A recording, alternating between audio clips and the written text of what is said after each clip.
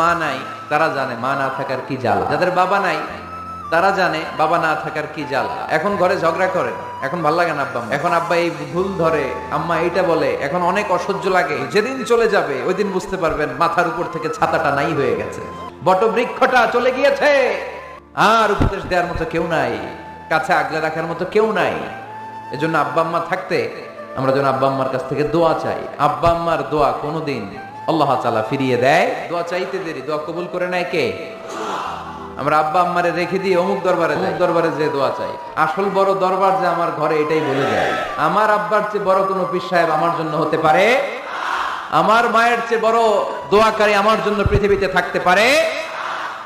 পৃথিবীর সবাই মিলে, সব আল্লাহর ওলিরা মিলে কোরআন খতম দিয়ে এখানে ফু দিল একটা গ্লাসের পানির ভিতরে, আপনার আম্মা কিংবা আব্বা শুধু বিসমিল্লাহ বলে আরেকটা গ্লাসের পানির মধ্যে ফু দিল, মায়ের দোয়াটা মুহূর্তেই কবুল করে নিবে কে?